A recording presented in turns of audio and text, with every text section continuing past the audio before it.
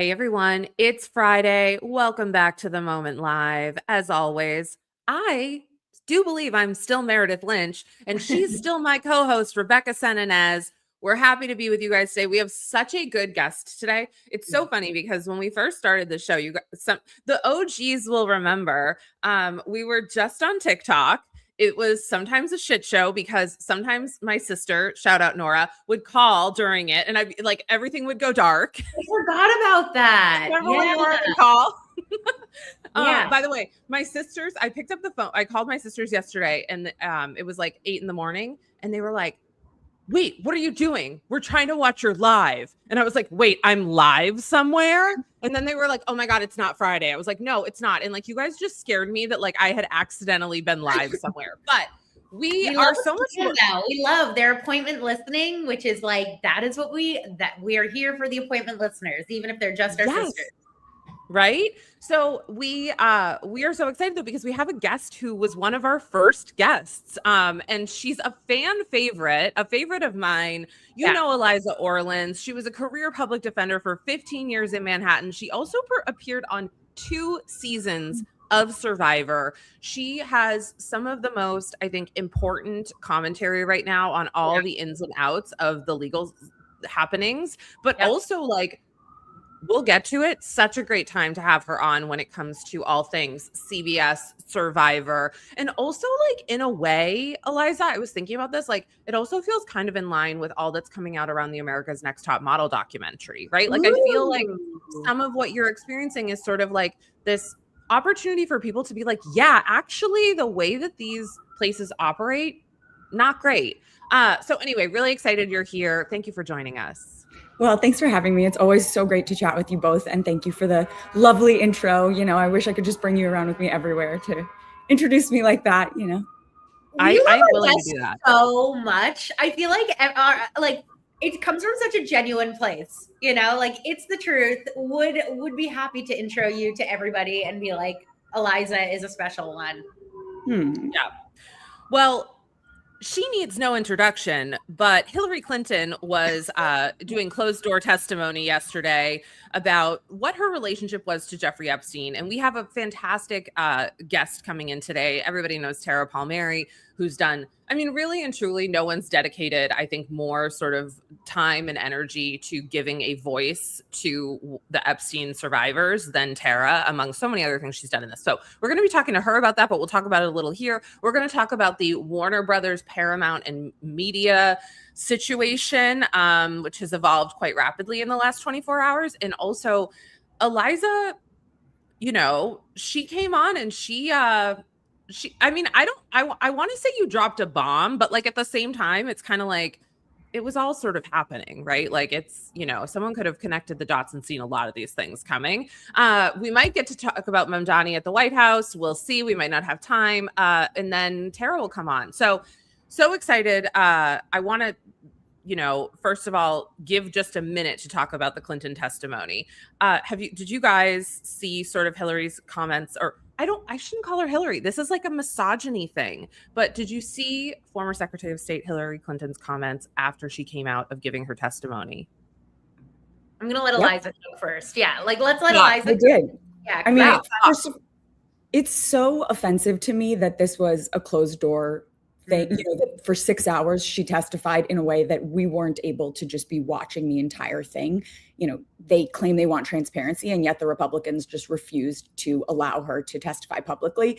So instead, we're hearing this at like a press conference after. And of course, I read her brilliant opening remarks.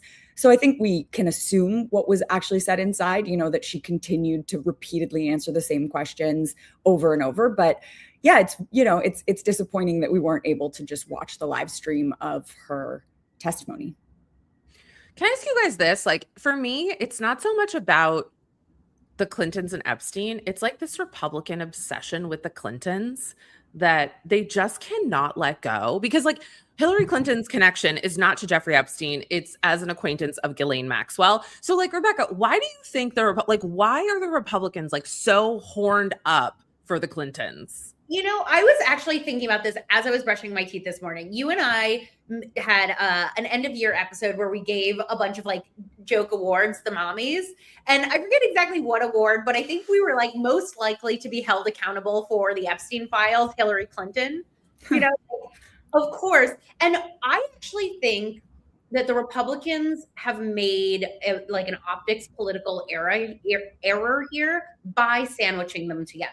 Because from what I see, I actually do think Bill Clinton has things to answer for. Like he's in pictures, in pools, he's been on the plane multiple times. Whereas Hillary Clinton, for all of her faults, of which, you know, whatever, you know, we can enumerate them, like I didn't see her in the files in any sort of way that made me say this is somebody worth bringing to Congress and asking questions. And so sandwiching them together, I think actually dilutes the case, because if you were to just focus on Bill Clinton, I think you would make a much stronger case. And so in some ways, I'm like, I think that they've tripped themselves up here. Like, yes, it's misogyny. Yes, it's all these things. But like, I also think that they made an error because Hillary so clearly, you know, like she so clearly knew nothing of Epstein. You know, the only question that I heard in the press conference that I was like, oh, this is something I was curious about is what was Ghislaine Maxwell doing as a guest at Chelsea Clinton's wedding back in like 2010 or whatever. And Hillary was like, she was a +1 of a guest, you know? And like, I don't know, that is truly the only thing that I've seen come in the files that I was like, that's what I would like Hillary Clinton to answer for. Anyways, I think the Republicans have made an optical, you know, political error here in bringing them together. Couldn't agree more. I think Hillary's connection to this is attenuated at best, and having them testify in the same, you know, 2-day period, it is ridiculous. I mean, if you're thinking about like building a legal case, you wouldn't start with like your weakest witness. You know, it's like when I think about what prosecutors have done, you know, if you have a strong case, you lead with your strong witness. You know, you lead with someone who has like true proximity to culpability, whereas Hillary really doesn't. And so I think like there's this gendered aspect to it. It's like you have to answer for your husband. Which she's done her whole public life, you know? Of course. And also like, you know, we always hold women responsible for men's conduct, you know?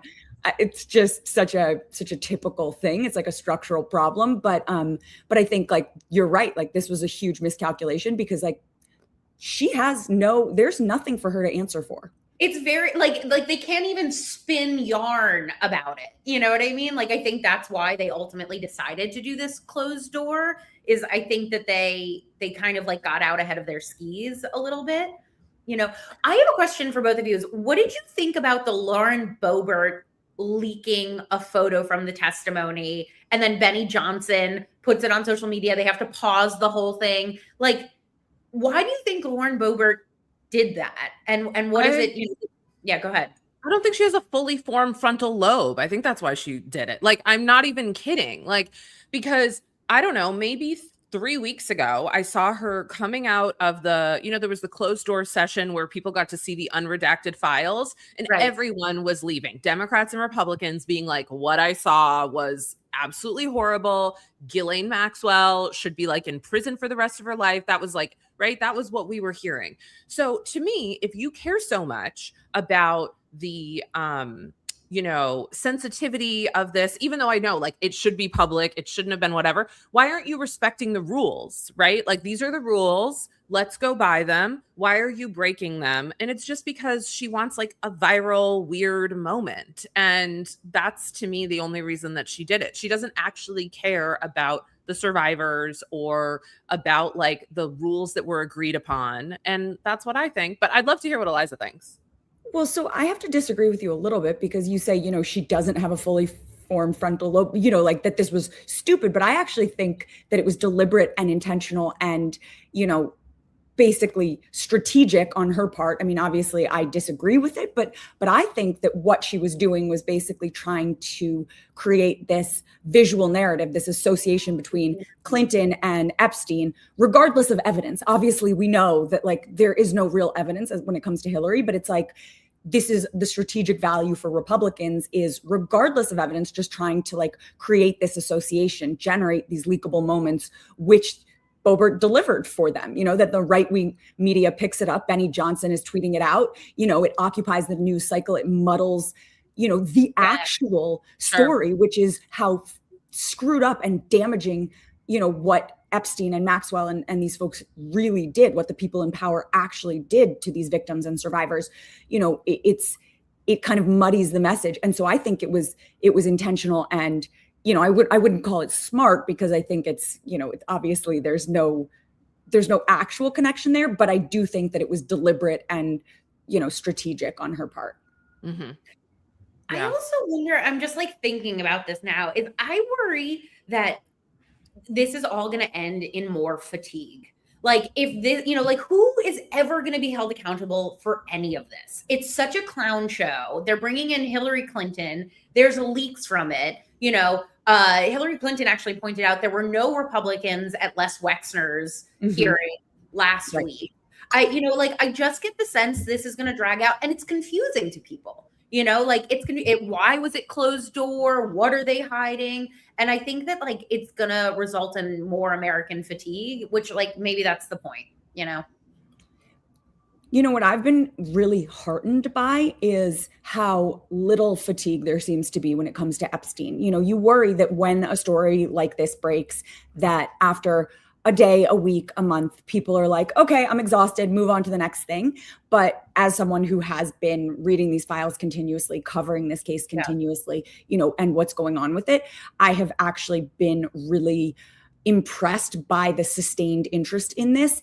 And it is, I think it is not going away, that it is going to continue, and that the interest is just mounting, and that we're seeing kind of a shift in terms of this being bipartisan, that people are not okay with this, that, the flagrant guys are speaking out, that Joe Rogan is speaking, that all these people who have been kind of longtime Trump supporters are saying, wait a minute, this is a line that how is anyone okay with this abuse of children, the sexual assault and trafficking of children?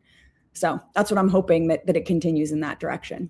In a minute, we're going to talk to Tara Palmeri about this DOJ seemingly obfuscation of files relating to Trump. And I'm really interested in that, because that actually feels like it could be a bomb for Trump, although Teflon Don. But before we do that, I want to talk about a story that came in yesterday afternoon, which it looks like Warner Brothers, which was going to be bought up by Netflix. That was sort of the big thing. Then Paramount came in and gave a different bid. It now looks like Paramount Skydance is going to be acquiring Warner Brothers. As a reminder, Paramount Skydance is run by David Ellison, who's the son of a major Trump donor and pal. Among the things that they bought up is CBS. And to that end, Eliza has a relationship with CBS, let's say. And not anymore. Okay, there you go. Not anymore. A connection, yes. A connection. And this was something that I was watching happen on your Instagram this week before this latest fallout. But you were on Survivor for 2 seasons about a year ago, and I'm gonna lay the story out. You tell me what I'm getting wrong. About a year ago, you posted screenshots of a fellow cast member who had said was praising Trump, was supporting Trump. You weren't editorializing. You put it out there. She sends you a nasty message. You ignore it. Then she goes forward and she puts a social media video out, and I watched it and I decided not to put it on the show, where she says truly foul anti-Semitic things, both overt anti-Semitic things and dog whistles, the kind of shit that I see on the internet day in and day out. It is just to editorialize it, it is rampant out there. It is inescapable. It is part of our lives every single day, and we're not allowed to talk about it somehow. Anyways, you did talk about it. You put out a video calling her out. But what's interesting is CBS didn't come to the rescue. This got a lot of attention, and CBS seemed to do nothing about it. So I want to ask you about this, especially considering the Barry Weiss of it all, who, we'll talk about Barry Weiss in a second. But Eliza, let's talk about this. Bring me up to speed. So, you recapped the story pretty well. This is something that, it's, I didn't want to make this story about me because it's not really about me. This is just kind of something that's so emblematic of the right turn that we've seen CBS take. It was the Colbert getting canceled, the pulling the CCOT interview, on 60 Minutes, where they were covering the horrific prison in El Salvador, all the media consolidation that we're seeing, that this is a Trump donor, someone who attended the State of the Union. This is something that he was a guest at the State of the Union. This is something that this extraordinary consolidation of power under like one person who has documented political alignment with the current administration is so dangerous. And so, calling it out, I felt was so important. And I think any of us who've ever called out anti-Semitism know that usually it just results in more anti-Semitism. I was gonna say, how many more people? Yeah. Yes. It's just it's brutal, but I kind of felt like this story had to be told, and I had to call it out because CBS had an opportunity, for 6 months. Yes, she had already been cast on the show, but they had an opportunity to disavow her disgusting, vile, anti-Semitic rant. They had an opportunity to say, listen, she's on the show, but we're going to edit around her. We're going to not put her on the red carpet and promote her. Can I just add, that's very common. Like, this happens on reality shows all the time. It happened. I saw it happen on Love Island. I think The Challenge, Love Island. Like, people they will pull people. They'll find a tweet from 10 years ago. And I'm not saying that like that's the wrong thing to do. I'm saying like they will pull people over things that are much smaller than that, and they will get rid of them or they will edit around them. And it happens all the time. So I am so confused. Yeah, I was just gonna say, I think it's entirely appropriate what happened to Jill Zarin after her racist comments of the Bad Bunny concert, but like it's very similar, like it was, like we've seen reality TV stars be pulled for racist comments in recent history too. It's not even like you know. Exactly, and so it was so wild that this happened, and then that, I put this video out this week. The Survivor premiere was Wednesday night. We had already discussed me coming on the show today. Yeah. And then literally this bid falls through last night. I really feel like I was this canary in the coal mine where I was publicly sounding the alarm about CBS's political drift and its willingness to protect certain voices over others at this moment when, mainstream media is treating, it's just Survivor, it's entertainment gossip. No, but like the network's behavior showed that this was not like some isolated failure. This was a preview of like their editorial values. And now this is being replicated on a much larger scale. And it's really dangerous for democracy, for the First Amendment. I mean, it is really, really scary. Well, also just throwing it out there, Warner Brothers includes CNN, right? Correct.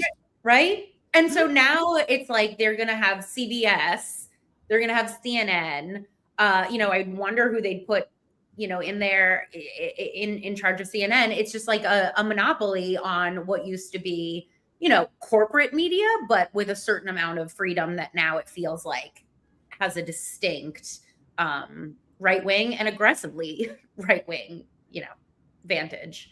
Exactly. And, obviously you mentioned the Barry Weiss of it all, but it's like, this is a person who, like, didn't she literally write the book on anti-Semitism, right? So it's anti-Semitism is anti-Semitism regardless of the political stance of the person deploying it, right? I mean, it should be anti-Semitism is unacceptable regardless of which side of the aisle it's coming from. And apparently that is not the case. Well, it's also like this broader, and like, we don't have time for this conversation here, but it's this broader conversation about anti-Semitism, Israel, like Barry Weiss sort of is more protective of Israel than anti-Semitism. It all becomes a proxy for something else. And I see this on the left and the right, where it's like, these stand-ins for Jewish identity. But ultimately what gets lost are the people like you who get called a fucking Jew on the internet, Well, I think we might have our guest with us in the waiting room. And I'm so excited this person is here today. Me too. We've been wanting to talk to Tara for a while. Do we have Tara in the room? I think we do. Hi. Palmeri, icon. Good morning. Hey guys, thanks so much for having me. I'm so happy to be here. Thanks. Thank you. For anybody who doesn't know, Tara Palmeri is the author of Red Letter. She's the host of the Tara Palmeri Show.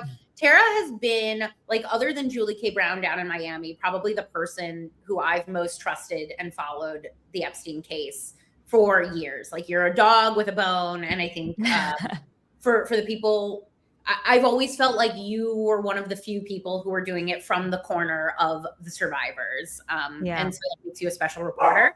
But I wanted to start today to talk about what looks like it might be a cover-up by the DOJ and talk about these missing files. So if anybody missed it, there was a report from NPR, but first from an independent journalist, that there were allegations from a Jane Doe that came forward in 2019 alleging that Trump had raped her when she was a teenager in connection to Jeffrey Epstein. And what NPR found was that only one of those documents ended up in the release of the Epstein files. And so now there's all sorts of questions about, like, what ended up in there, what didn't end up in there, and why. Tara, what did you make of this story? Was it something that you had been following or looking for? You know, I wasn't aware of it. It didn't, I'll be honest with you, a lot of the lawsuits that were filed, like, after Trump's presidency into, like, 2019, 2020, 24. And it's not to say that they're not true. It's just that, like, they weren't the basis of a lot of the original reporting that I did in 2019. Actually, Julie K. Brown was the executive producer on the podcast that I worked on. So I wasn't really familiar with that case. I also wasn't aware of Jeffrey, like, in South Carolina. That's not to say he wasn't there, or Trump. So it was a new story for me. I had never heard it before. And there are a number of things that are in the files, though, that I had never heard before. And that's not to say they're not true, because his network did extend really wide. I guess for me, I'm curious to see, what kind of rigor did the FBI actually engage in to find out if this was a legitimate complaint? Was it politically motivated? I always kind of look at a lot of it through that lens as well, especially when it's reported so late and in the middle of an election cycle. And so, did they actually follow up on this and take it seriously because of the gravity of the crimes? Did they dismiss it like they have with so many sex crimes cases, particularly the Epstein files, where often the 302s and the depositions and the sworn testimony under oath by survivors is treated like gossip? And so I think the fact that they removed it, it just suggests to me a broader pattern. Whether this is actually a legitimate complaint, it's very concerning that it would be removed. And we have to also be questioning, what else are they holding back? And so whether this is a legitimate complaint or not, I just think that the bigger problem is it suggests a cover-up. I don't know any other word to describe it. We've seen a number of examples in which the names of prominent men have been redacted. Like the Emirati billionaire who was messaging Epstein about torture videos. Why was his name redacted? We have 2.5 million files that we still haven't seen yet. Are they all national security? Are they all victim related? There's an entire paragraph that's blanked out where an attorney for the survivors interviewed Donald Trump about Jeffrey Epstein. That is entirely blanked out. Wow. Yeah. So it's like, and I know that attorney is Brad Edwards. He represented Jane Doe 1 in the Crime Victims' Rights Act. I've spoke to him extensively. He actually told me about this interview. But why is that blanked out? So I think instead of getting too caught up in the veracity of the claims, which we should try to verify if that person wants to come forward and pursue a lawsuit against it. And frankly, Trump, I think, should testify before Congress or before the SDNY or whoever's taking up the case. But even more so, I think we have to think about the fact that what else are they holding back?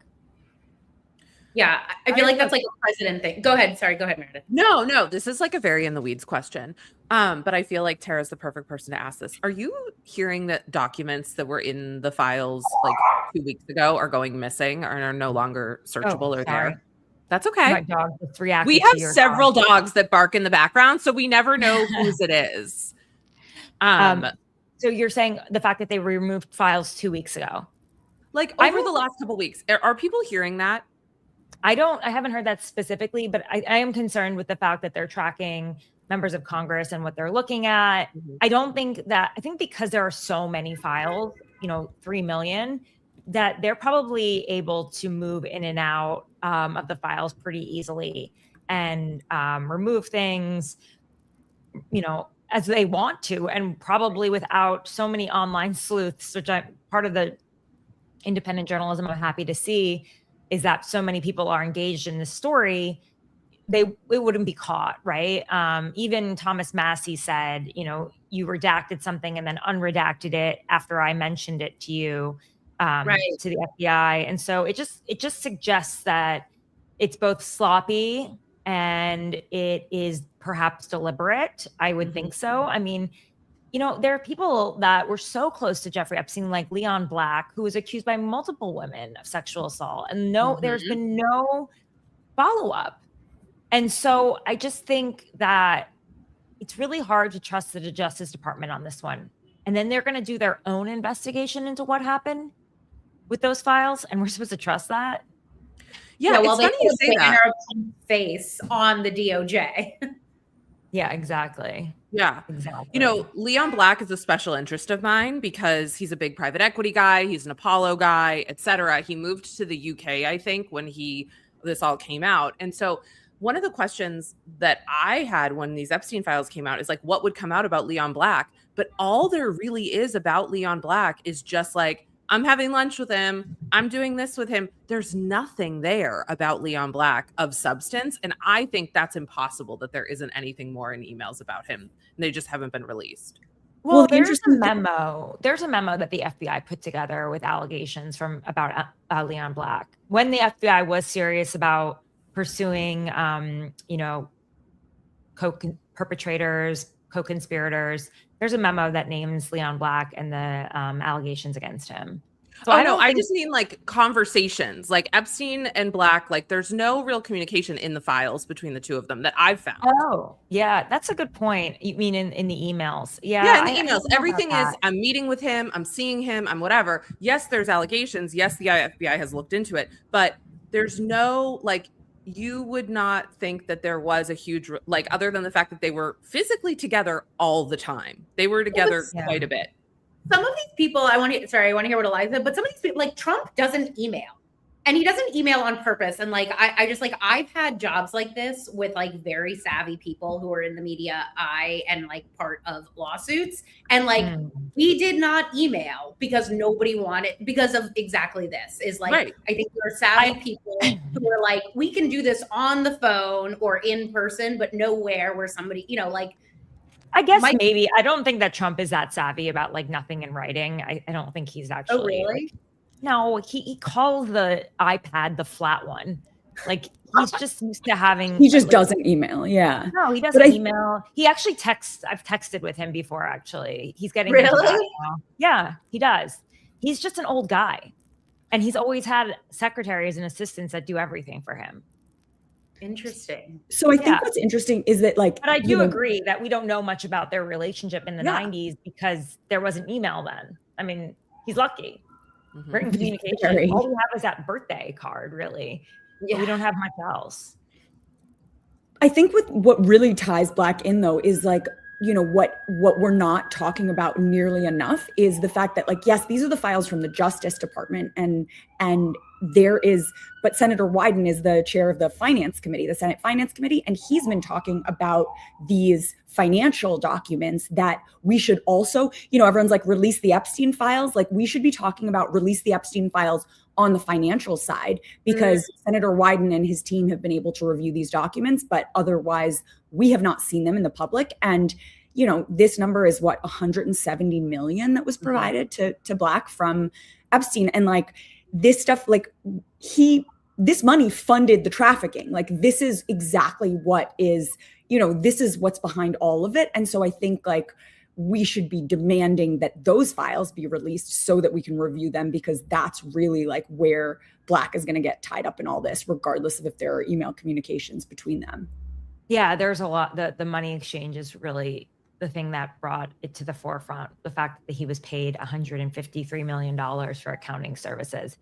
I think we're going to see a lot of transactions that raise eyebrows and people wondering, why are they overpaying like that? Is it money laundering? Is it for sex? Is it for this? It's a really important thing that they start releasing those files, the transactions. Although you are starting to see some come forward, and it's strange. I mean, we need a little bit more context. We definitely need more context around that. Again, 2.5 million files still have not been released. And I think everybody needs to kind of just think about that. And also actually digest what we've seen so far and what kind of impact it's had. One email showing that Prince Andrew was essentially selling state secrets, taking down a prince, Peter Mandelson, those emails being revealed. There's so much more that we haven't seen. And it's interesting that they strategically implicate people from, other countries, dignitaries from other countries. What about our own country? Yeah. That's the thing. We still really haven't gotten down to how Jeffrey Epstein got this sweetheart deal. Yeah. Do you think any of this ever will reach the United States? Like this DOJ seemingly cover up seems like the closest thing that like looks like previous president, it's not about the crime, it's about the cover up. Feels like something that maybe would be able to touch Trump. Do you see anything happening in the United States, or is it just going to peter out eventually here? I'm sure that's what a lot of people hope. I think people like us keep the pressure on and the survivors. But I also think there's a lot of anger towards the elites. I think it's the only thing anyone can talk about. I think people are shocked when Bill Gates admits that he was with two Russian girls through Epstein. I think it shows that everyone all along who has been denying anything about really has been denying the story, that they have been lying. And it just is a reminder that all the people who are leading the institutions, academia, finance, tech, science, politics, that they've been lying all along. So I think for a lot of people, it probably will lead to a sort of populist revolt that's been churning for a long time against the elites. I think that too. Yeah. I mean, there is just one file that's really caught my eye, and that was the one where Epstein's attorneys were asking the CIA and the NSA for proof of affiliation. And, you don't do that unless you think that can help you in some way. And and they responded with a Glomar response, which was like, we can neither confirm nor deny because it could impact classified records, sourcing, et cetera. It's just like, why were they asking these intelligence agencies for affiliation? And it kind of helps you understand how he was able to live without impunity for so long. My big question still is, who was Jeffrey Epstein? It's such an odd, I feel like that's an unanswered question. It's like, it doesn't really make sense to me where he was getting his money, like how he went from like a kid in Brooklyn to this international mastermind. No, I know. It's like, that's the thing. I mean, the New York Times actually had a really good report on this, and they explained how many people sort of helped him along the way. And it goes all the way back to when he started working for Bill Barr's father at Dalton as a math teacher, even though he was a college dropout. And this is an elite school. Right. One that Anderson Cooper attended, and he's a Vanderbilt. Right. This is like how elite it was. And then Ace Greenberger, head of AIG, takes him in. And it's just like, there are so many prominent men who helped Epstein along the way, even though he was sort of seen as a con artist at the same time. And he helped the feds along the way with various cases. He was a part of a Ponzi scheme when he was really young, $300 million Ponzi scheme, one of the largest in the country at that time, possibly the world, with Stephen Hoffenberg, who died in prison for it. But Epstein went to the feds and spilled, so he got to stay. And I think that's when he started his long and cozy relationship with the intelligence communities and law enforcement. And that's how he was able to sort of be protected all these years. What I find so interesting is the culpability of, of law enforcement, not to mention, not just at the federal level, but like these prosecutors, who really, when I was thinking of launching my campaign, when I first thought I was going to run against Cy Vance, I thought he was going to be seeking re-election. And so I was kind of calling him out for this Jeffrey Epstein stuff, literally in 2018, 2019, saying, this guy, and I didn't have evidence of it at the time. I was saying Cy Vance, who is the Manhattan District Attorney, like basically did not go after Jeffrey Epstein for these sex trafficking, for these sex crimes, basically asked for like a lower level of sex offender registry. Like they never asked for downward departures on anyone ever, and all this stuff. And I was like, he's basically cozying up to, he like really screwed up a lot of these cases, like the DSK case and initially Harvey Weinstein and all this. But it was so fascinating. And so of course, when these files dropped, I immediately looked it up. And like, of course they were at private dinners together. Epstein was hosting Democratic fundraisers for Vance's reelection campaign, and it's like these prosecutors who gave him these sweetheart deals, these non-prosecution agreements, these, downward departures, the Palm Beach PD, probably the NYPD, all of them were so, excuse my language, fucking complicit in this. They allowed this to continue. They allowed this to go on, even if they weren't the ones who were like perpetrating the abuse themselves, like they were absolutely complicit. Yeah. Yeah. I think no, it was an institutional like conspiracy. I don't know how else to describe it. When so many people are involved in protecting one person, it went all the way up to the Attorney General in the Bush administration. Well, today testimony continues. Bill Clinton is testifying today. Hillary Clinton testified yesterday. As of before we did the show, we don't have that full testimony yet, correct? I don't know. Maybe it came out while we've been doing this. But there has been demand to release that and to release it very quickly. I guess my question for Tara is like, if you were able to ask Hillary Clinton questions around this, if you were on that committee, what question would you actually have for her? Oh, I would want to know. I'm not sure that I believe that she didn't know anything about Bill's relationship with Epstein. I'm a little dubious about that. I want to know, Ghislaine Maxwell, she said she was in her social circles. She was at Chelsea's wedding. People said, oh, she was a plus one of Ted Wyatt, her boyfriend. Come on, it's Chelsea Clinton's wedding. It's a highly vetted, event. I know, like wedding crashers are coming. Like, did I just? I know who did that event, and I did events with them, and I will tell you, every single person, because I did Secret Service level events with that same event company that did Chelsea Clinton's wedding, and I will tell you that there's no way they don't know exactly every single thing about what got her there. They know it's going to be covered by everyone. It's absurd. We have to remember, Epstein was really wealthy. CGI required, a lot of money.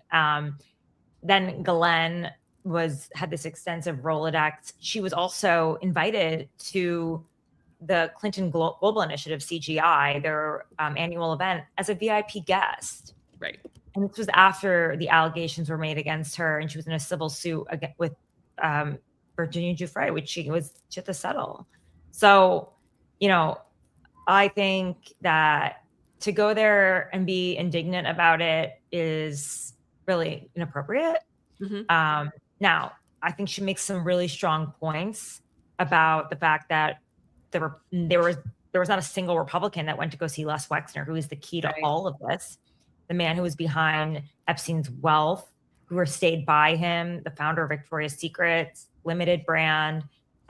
He's a huge part of this story, and it just shows you that this is really political theater. No one's really interested in getting down to the bottom of it. So that was was interesting. Ask my husband was an interesting response to me. And I do think probably Bill has more to do with this relationship, but also Doug Band, who worked for him at the Clinton Global Initiative. He clearly maintained this Epstein relationship.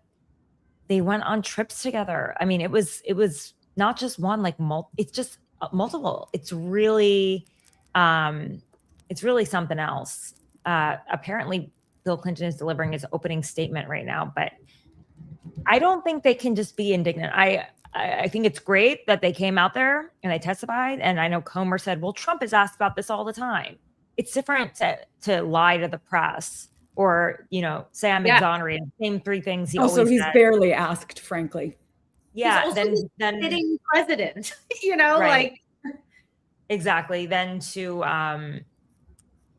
yes, I agree. And it's definitely different. And so being under oath before a committee is really a totally different experience. Yeah. And you can be charged with perjury. And so as Glenn has been, exactly. And I feel like for the Republicans, they're not really taking this seriously at all. But I think it's a decent sign from the Clintons. Mm-hmm. But again, it just reminds everyone that money trumps all, right? Yeah. Right. So to speak. Yeah. Well, Tara, really thank you so much for joining us. Can you remind our friends where they can find you? Yeah. So I write the Substack, The Red Letter, which you can find at tarapalmeri.com. And I also have a YouTube show, and it's called The Tara Palmeri Show. You can listen to on Spotify, Apple iTunes, wherever you get your podcasts. Guys, thanks so much for having me. This was really fun. Thank you so Sorry, much. my throat is so groggy. I've been suffering with a bit of you've been everywhere. I'm starting to give out my throat, but you know what? I keep going. So we all do. Tara, you're amazing. So great. See you later. Thank you for everything. Of course. Bye. Yeah, Tara is an amazing reporter. There was what a rock star. One of my fascinations has been there was a Katie Doe back in 2016 who put forth a lawsuit against Jeffrey Epstein that included the fact that Trump had raped her. It's like this long story, and it sort of came out with the files, even though it's been in front of us this whole time. And when I went to go do like a deep dive to sort of like familiarize myself with it was just like Tara's name. It was like Tara who had been tracking this story this whole time. And it was just so interesting to see like how long she had been on this story versus what's coming out now. So she's been, dogged. Yeah. Yeah. I mean, I think one of the things that I was thinking about is like, I think she brings up some really good points about Hillary Clinton's relationship to Ghislaine, right? So there's that. But the thing is like, okay, if there are those things, why waste time and energy asking her things about UFOs and Pizzagate and all this kind of like get into the fucking weeds of why she was at the wedding. Like, that's what I would say. Like and to Eliza's point at the beginning, it's like, when you think about how you interview people, especially like when they're on this, you're wasting time, you're wasting energy, and you're diluting then when the public reads it, it's like when you're like, they asked her about Pizzagate, they asked her about UFOs. I'm not going to pay attention to how I don't know what's going on about Ghislaine. I mean, it works in Hillary Clinton's favor in a way that the Republicans probably don't even realize. Yeah, I mean, I think, like I said, I think this whole thing was an optics trip. I think that they were like, oh, maybe we can pin this on the Clintons, and they messed up the order of operations of how they would go about doing that, Yeah, for sure. Well, what's having a moment for you guys? I'll kick it to Eliza first. What's having a moment for you right now? Oh God. I mean, like this Epstein stuff has really just been so on my mind. It's just hard to think about anything else when it's just so all consuming. Yeah. I really think it's having a moment, but not just among Democrats. This is something that there's, I know that it's embargoed, but that it's coming out on Monday, like this this unbelievable polling that Navigator did that the data is showing that overwhelmingly Americans are now saying they want accountability for the people in the Epstein files. Like I think it's like 3/4 of Americans now believe there should be prosecutions and investigations into the people associated with Epstein. And so that's bipartisan. It is, I think it's overwhelming, obviously, among Democrats, but even among Republicans now, it's the majority. So this is something that I think is really having a moment, that this is not something that is a partisan issue. This is not something that we should all be thinking, oh, well, it's just one side or the other. This is something where now overwhelmingly Americans are saying the government is covering up wrongdoing, and this conviction persists across political parties. I think I took Tara's point, like, to that end, that I think what's going to happen is less likely specific accountability in this country and more a push to a populist revolution. Like, I think that there's already this like angst and anger at both an imagined and real upper class elite. And I think you're right. Like, I think this is going to be part of an overall backlash to the people who've been in power. Like, I think people are sick of it. Yeah. Let's go. Let's go. Yeah. Let's fucking go. Lock in, bro. Yeah. Lock in, bro. Rebecca, what's having the moment? Oh, Jinx. Whatever. It doesn't matter. Jinx. It doesn't matter. I'll say what's having a moment for me. I think like just being a woman on the internet, like it's fucking rough, man. Like even today, like I'm just looking at the TikTok comments that are coming in, and good news for both of you. They're mostly directed at me. And it's just like, I got a lot of backlash for some of the content that I made around the men's hockey team. And I think like for me, what is so crazy is like, we keep telling people how it feels when you say certain things, and it just doesn't fucking matter. Like, I think every woman felt that collective groan when they heard Trump make the joke about the women's ice hockey team. We were like, yeah, we get it. Right. And like one of the things that the men have come out and said is they're like, we love the women on the team. We hang out with them. We spend time with them. And I'm like, I don't doubt that for a second. I don't doubt for a second that you guys have fun, that you spend time together, that you're happy for them. I don't doubt that for a second. It's that larger sort of misogyny that women have just learned to put up with every single day. And it's like every time that I think we're making progress away from it, we just take like a huge step back. And I guess like somebody made a video, they were saying like, everyone's talking about the men's hockey team, but what they should be talking about is Trump. And it's like, here's the thing. 6 months from now, no one's going to be talking about the men's hockey team thing anymore. I know, all these guys right? Like these men are all going back to their regular teams that they play on. They're not on a collective team together. Like we'll still be talking. The US has like a great love of hockey. You know what I mean? Like it's not like American football, Oh, don't tell that to my husband.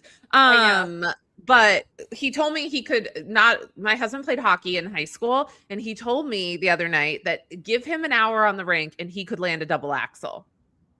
Wow. Like, wow. Okay. That is I would pay to see it, Mike. I would pay. That's a bold fucking statement and a long emergency room trip. Let's see it. Yeah. Double axel. Got it. Why not a triple? Yeah. So anyway, which like, he and I can talk about later about how that could be rooted in misogyny as well. Actually, there are some hilarious videos of figure skaters trying to play hockey and hockey players trying to do figure skating moves. And like both ways, it's not good. Right. That's the thing. And so anyway, I just think it's just a shame. And anyway, that's it.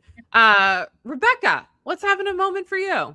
Mine is a guilty pleasure. I'm not proud of it, but what's having a moment for me is Love Story, the JFK Jr. Carolyn Bessette show. I just love it. I love being in that like late 90s world. I know that it's like icky to be making shows about people who've passed away, who like can't contribute and like have living family members. but like maybe what I'm saying more is like the late 90s is having a moment for me, is like to be in that aesthetic before there was cell phones, before the World Trade Center, before when you know, like, of course, there's always been like horrific beauty standards, but it was like people's real faces. You know, Carolyn Bessette had an original face. I'm so like loving the aesthetic of this world that feels like I remember it and I can see the images of it and it's gone at the same time, and we'll never really get it back in the same way. So guilty pleasure. That's having a moment. Here's why it's freaking me out. Yeah, I know. Yeah, it's totally, go for it. Tell me why it's freaking you out. It freaks me out because I think, you know, my mom was not that much older than Carolyn Bessette when she died.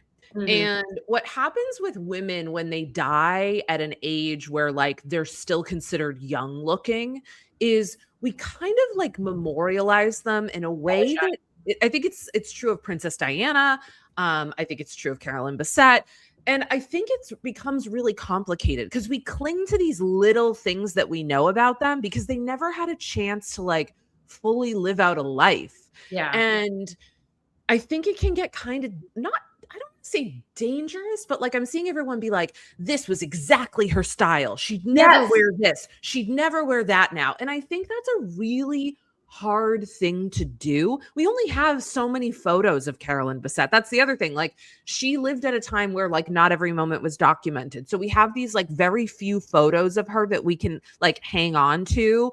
And, part of her aesthetic was that she didn't have any like nothing about her aesthetic contributed to like a trend or a time. And so I think on top of everything else, the photos that we have for her are so like both of a time and timeless. Like she really captured an image in that moment that she couldn't have known would live on in this like intense fetishistic way. I get it. I'm not, I said guilty pleasure. No, like I also bought a thing of Kit Kat, and you know, that's, you know, having a moment for me too. Totally fine. I'm just like, that show is having a moment. I feel like everybody's talking about it. It's like everybody's talking about it. All of a sudden, are you watching it, Eliza? I have not started watching it, but I think I might need to because it is having a moment. You know, I do sort of like, you know, if the Kennedy family, who's been through so much, objected to the show being made without their input, and Ryan Murphy basically told them to go fuck themselves, you know, that obviously makes me feel a little conflicted about it. Yeah. And apparently I saw like some headline about the episode. It's episodic, like they're dropping week over week. Yeah. Yeah. And so it's like there was some episode that dropped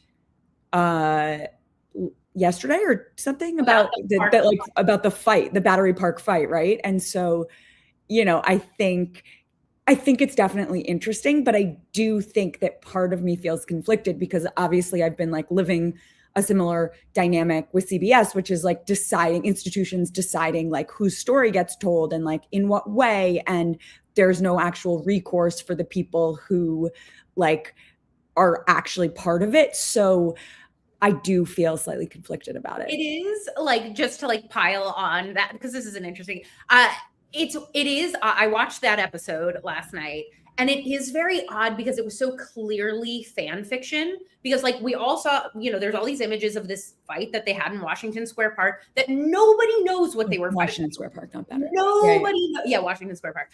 Nobody knows. There's no audio of it. There was no witnesses. It's like, we don't know what they were fighting about. And in the show, they do something like very like lovely and romantic, which is they're like, okay, these images that, you know, where they're having this like heated, awful fight actually was them sort of like figuring out their love for one another. It's like, they don't, you know, they're like coming together in it. And it's about whether or not she's going to accept his proposal. And like, it wasn't even the timeline of what happened in reality. And so like, you're both like enamored with this love story that they're putting forth.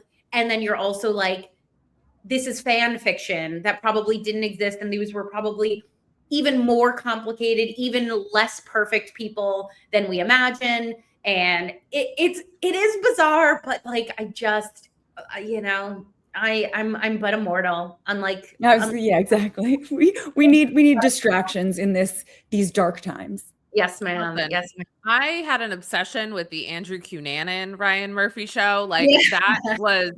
that was I wish I could like go and Men in Black my brain so I could watch that one again because that one was so fucking good. And it's like, I do think it's hard though, Rebecca. Like, I don't think if you are a public figure and you've put a lot of your life out there to be a public figure, which like JFK Jr. did when he was alive, like, he wrote books, he had a magazine, he was a very public figure. Sure, yeah. I don't think that you get unfortunately, I don't think as the family you get to say like you can't make a movie about our public figure because they've passed away. I don't think that's fair at all. What I think is hard is Ryan Murphy comes at any critique of it, and he did this with Menendez as well. Any critique of it, he's just like, fuck you, instead of being like, hey, like but some of the actors from like the Menendez one were very good about being like, hey, I kind of understand. Like I'm listening and whatever. So I think part of this is just the way that Ryan Murphy responds to any criticism is always like very aggressive and defensive. I also think the timing could like I watched this and Caroline Kennedy is like a character in it. And like that's the part that makes me cringe is like this woman who's like known so much grief and must be in like today, this moment going through immense grief because Tatiana Schlossberg has been my moment on the show before in the past too. Like that makes me sad is to be like this living group of people who live with this grief have to see it publicized in this way. And also probably if they watch it would be like, well, that's not true. And that's not what happened and in all sorts of different ways. And that gives me the ick, but I'm sure as hell going to watch the next episode. So there's not a lot of good TV. So what are you going to do? Yeah. What are you going to do? Eliza, tell the people where they can find you. You are the best. We love having you. But oh my gosh, it's always so fun to chat with you both, even in these dark times. I'm everywhere. I'm on Instagram, Orlins, Substack. My Substack's called Objection Everything. I'm on TikTok, Eliza Orlins, YouTube at Eliza.Orlins. Truly under my full government name everywhere you can be found. So. And we hope back here on The Moment soon. And y'all come back on Monday. We have a great guest. We have Lori Siegel from Mostly Human Media. We're really excited to have her on. No? Sorry. Is that the wrong Tuesday. Guest? No. Tuesday. You keep saying Monday in our text message, and I keep being like, I want to make sure you know it's Tuesday. I do know it's Tuesday. I'm not my sisters. Yeah, just show up on Monday. Exactly. Okay, guys, thanks so much. Thank you, Vienna, for producing this episode. Thank you to Tara Palmeri for coming on as our guest. We will see you guys back on Tuesday. Bye, everybody. Bye.